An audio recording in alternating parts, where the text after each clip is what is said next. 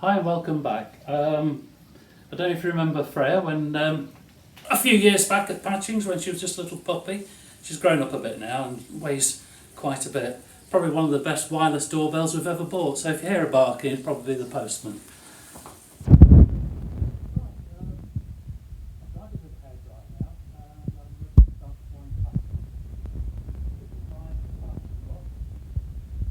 It's a mixture of Sennelier, Unison and just one or two cheaper pastels.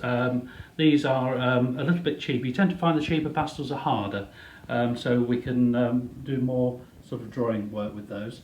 The Sennelier pastels are very soft and the Unison pastels are sort of halfway in between. So these are the pastels I'm going to use for the painting. I've divided them up into different colours. So we've got yellows, blues, greens, greys and reds. And then tonally they go from light tone, mid-tone to dark tone. So that makes it just a little bit easier to find the stuff you want. When you work with pastels you tend to paint more tonally than with colours. That's why I paint all the labels off and I haven't got a clue what the colours are. And what I tend to do is just work instinctively.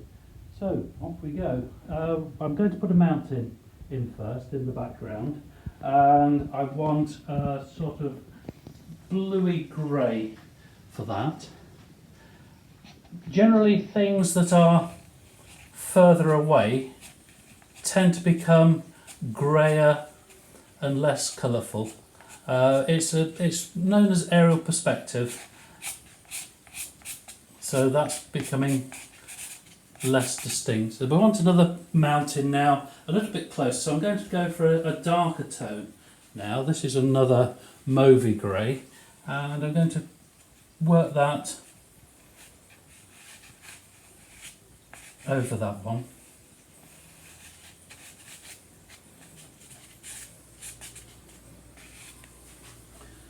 Probably a little bit too dark, that is. I'm going to look for a lighter tone to work over the top of it.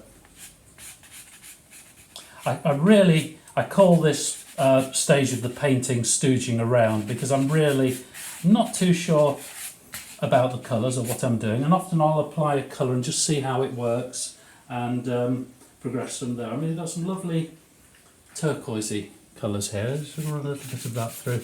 The Fisher paper is a sandpaper, so it does grip the pastel extremely well. I'm just going to have these diagonal lines going down which really indicate the slope of the mountain in the background. And as I come closer to the cottage, the colours change slightly, so I've gone for more of an orangey brown in that area. As we come lower down, I'm going to put some hints of green in there as well. That's too dark. Told you I was stooging around.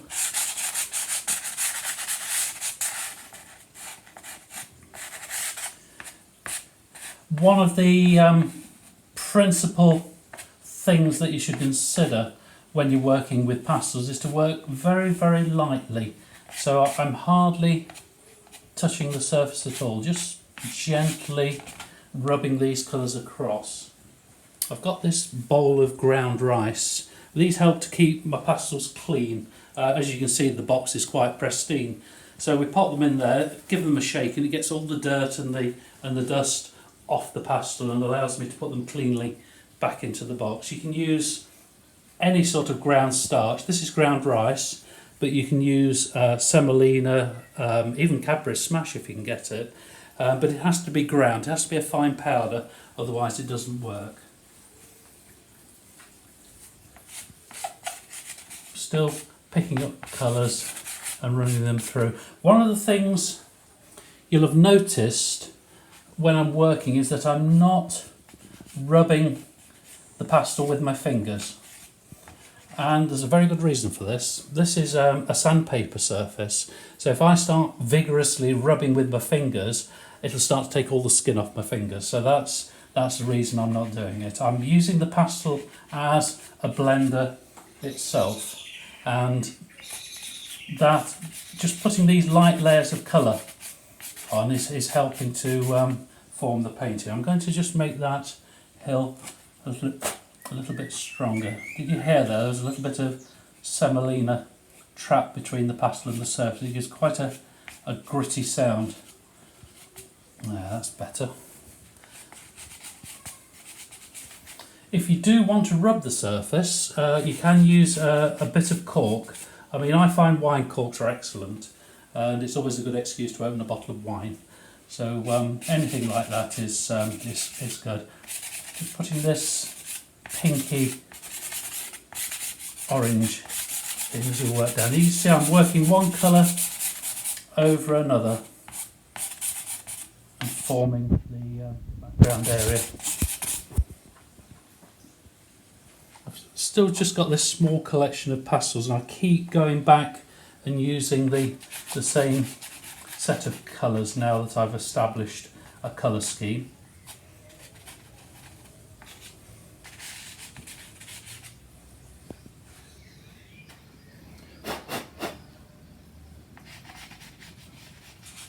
I find that just giving the pastel a little bit of a blow before you apply it does help to stop the semolina or the ground rice getting trapped between the pastel and the surface.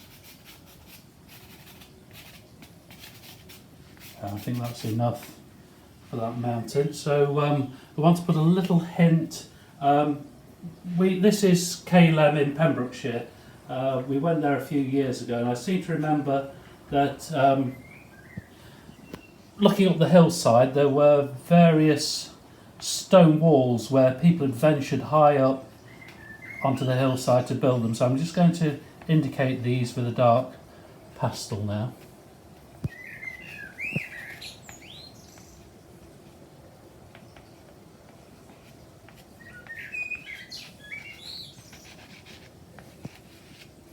Not too detailed. We want to keep the background fairly loose. I've got a lot of pastel on there now, so I can just flick the pastel around with my fingers. So we've come down to the middle ground, and I'm going to start applying the pastel for the trees. I've got a dark brown, which I'm going to describe the canopy of the tree. I'm going to put something a little bit brighter in there, just a little hint of an orangey colour.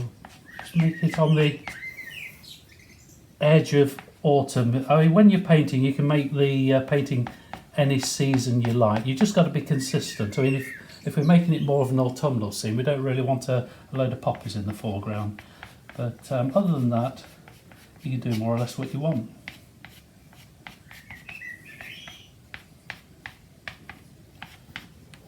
The dark helps to frame the cottage as well.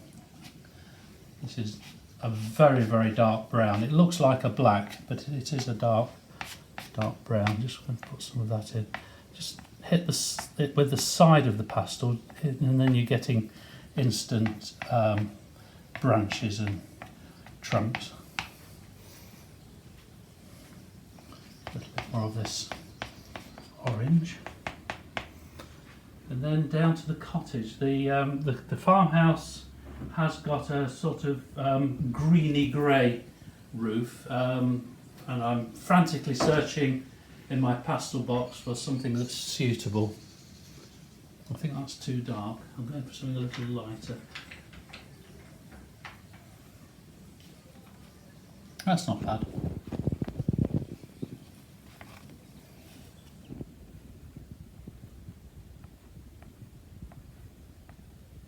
I'm not being too precise either. With chalk pastels, you can either be really photographically precise, or you can be very loose. It offers you that choice of those two options. Today I'm going to work a lot more loosely, so we'll just put a lighter blue across there. I'm also having to think about light direction at this stage, so I've just put a little tiny flash on there. So that little tiny mark has more or less established the direction of the light. The light's going to be coming across over here, so I need to start thinking about everything else now in terms of that light direction. So this little here is going to have a very pale end to it. And then the front of the building needs to drop into shadow. Hello, dog.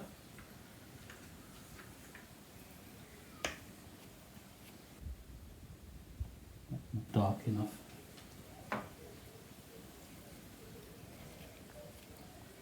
Often you find you've got a suitable colour that you've already used elsewhere in the painting, rather than having to delve back into your pastel box for more colours.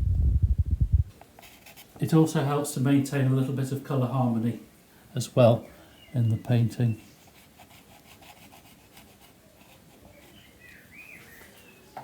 So the cottage itself, or the farmhouse, is a white fronted building. I'm going for a very pale, creamy yellow pastel, and just put that on all the areas that are catching the light. Don't press too hard because you'll break your pastel.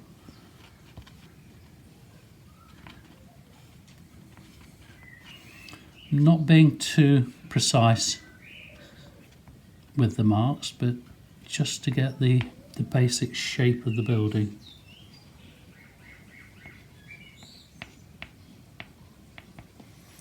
Now we need to move on to the gable end. The end of the building is going to be in shadow, so I've got a darker greeny grey which I'm going to work onto that part of the building.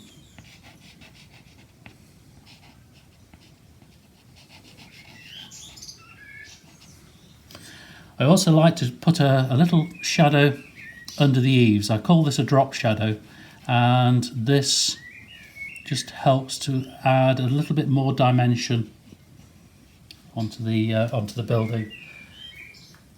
I'm going to choose a colour I haven't used anywhere else in the painting now. This is I'm going to use this for the front door.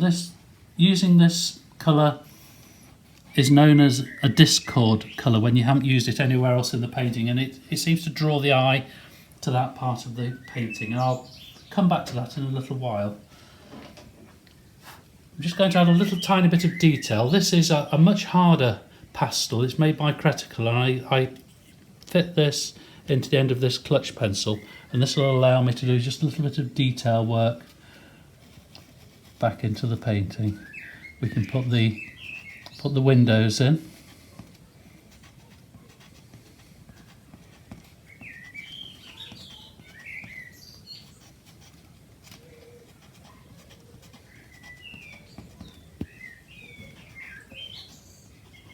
There, that's starting to look something like now. We'll put a little bit on there as well. It's going to put a little bit of grey around the building. We've got some little bushes here. This is helping to establish the horizon or eye line. Have a little bit of a stone wall there, and I need to start working now down into the foreground. So we're going to have a flash of light in the immediate foreground. This is a paler green.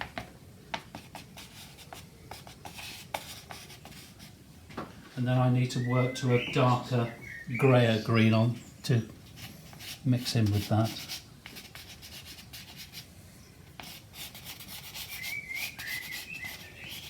Because the light's coming in from the right hand side, so we want some little flashes of light coming in from that side. There, it's starting to look something like.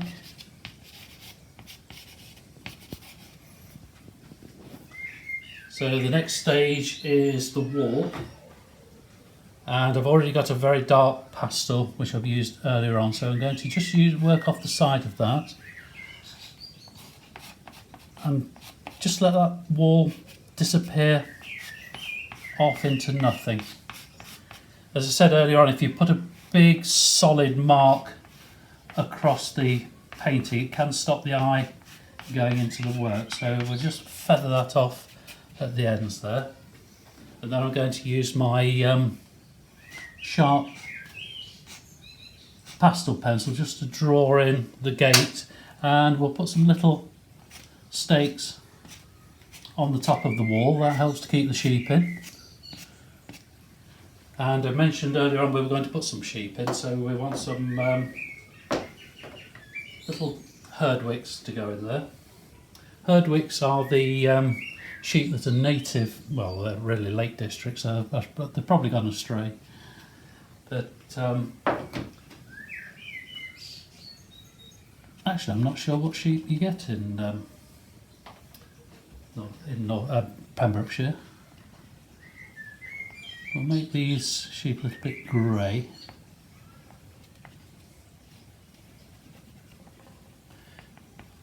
Generally, sheep are relatively simple things to do. The only thing you have to be careful of is how you space them apart on the painting. But sheep tend to flock, so they tend to go around in little groups. They're never evenly spaced. I'll put a little bit of light on the fleece there.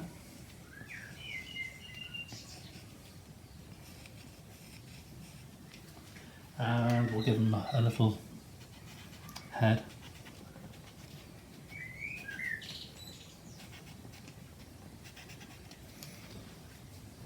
And now it's time to finish off with the foreground. See, I'm leaving some of the underpainting because it's quite conveniently turned into a green at that point.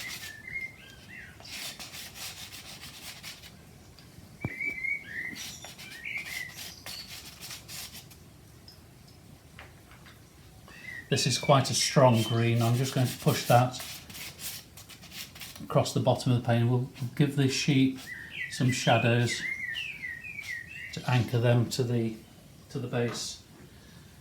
A little bit of highlight on the top of the wall and on the gate.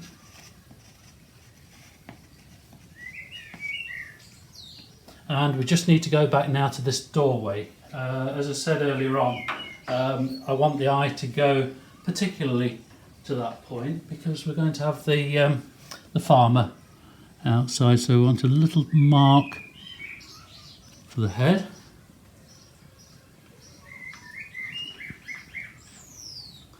And then he wants to have a sort of orangey, sandy coloured jacket. Now this is one of the tricky parts of painting with pastels, being precise with your mark. So I've got my head in at quite a sharp angle so I can see where the pastel is actually hitting the surface. And give him some legs. I'm carrying a bucket. And give him a hat. And there we go.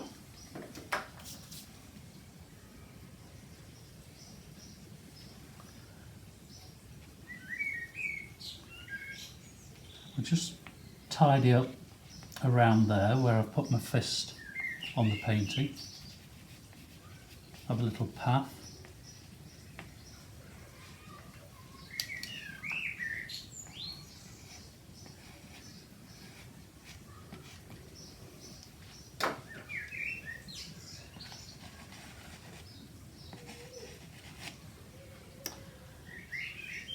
One more thing. I'm going to put a little shadow, just breaking across the front edge of that barn, just to break the shape up and imply that there's probably a large bush or something just here casting a shadow onto the building. And there we have it.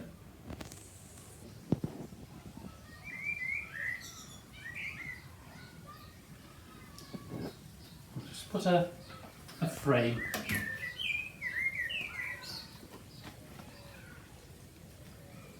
on it, and that is the farmhouse Caelem in Pembrokeshire. Oh yes, I just need to sign it. I've got a pale coloured pastel here. One of the things you should do when you sign a painting is you generally sign it in the same medium you've painted it in.